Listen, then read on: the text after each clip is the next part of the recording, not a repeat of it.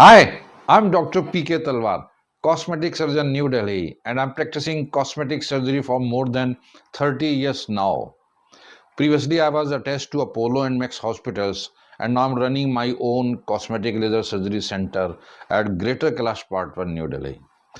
हमारे पास जो एक क्वेरी आई है, एक बच्ची की क्वेरी आई है, वो ये जानना चाहती है कि मैं राइनोप्लास्टी तो कराना चाहती हूँ, लेकिन अगर मुझे एक्सपेक्टेड रिजल्ट नहीं मिला तो क्या मैं वापस पुरानी शेप को प्राप्त कर सकती हूँ, क्योंकि मैं दोबारा शायद उसके दोबारा सर्जरी ना करा पाऊँ, क्यों मेरे परिवार वाले भी नहीं मानेंगे।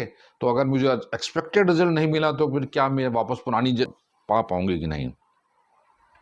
देखिए, ऐसा है कि क्वेश्चन बहुत अच्छा है और बच्ची की जो वो है एप्रीहेंशन है वो भी ठीक है, सही है, she is reasonable and why not, and उसका जो क्वेश्चन है। लेकिन मैं आपको एक चीज़ बताना चाहूँगा, मैं हमेशा बताता हूँ, देखिए प्रीवियसली मैंने शायद आपको बताया है कि 5 to 10% ऑफ पेशेंट्स राइनोप्लास्टिक है, they might need some revision और सम टचअप।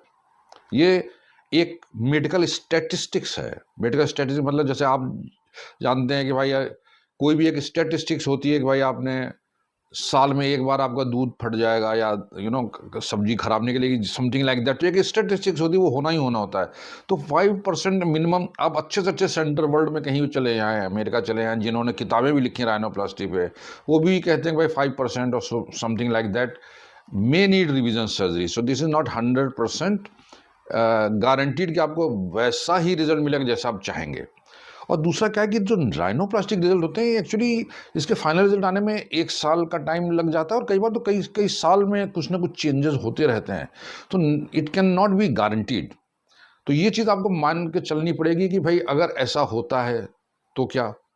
दूसरा ये है कि जैसे मैं आपको एक एग्जांपल देता हूँ, मान लीजिए कि आपका हम्प है, नाक थोड़ी उठी हुई है, डॉक्टर ने उसका, आपके सर्जन ने उसका हम्प को निकाल दिया, तराश दिया, नाक भी यहाँ से पतली कर दी।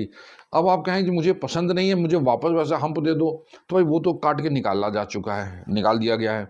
या टिप है आपकी ब्रॉड है, उसको भी ट्रिम कर दिया गया है, यहाँ से फैट है उसको भी निकाल देगा टिप से।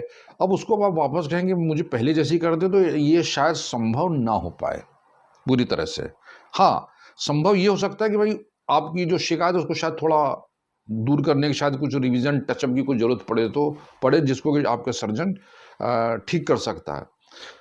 लेकिन अब आपके पास क्या ऑप्शन है इसके बारे में, जैसे कि वो बच्ची पूछ रही, तो मैं ये कहूँगा कि देखिए, फर्स्ट थिंग है कि यू शुड बी रियलिस्टिक। हमारे यहाँ पढ़ाया जाता है कि उसी पेशेंट को ऑपरेट करो जो रियलिस्टिक एक्सपेक्टेशंस का हो, जो who is willing to understand everything and who is willing to agree कि भाई हाँ थोड़ा बहुत कॉम्प्लिकेशन हो सकता है, या हो सकता है मुझे अच्छा रिजल्ट मिले या ना मिले।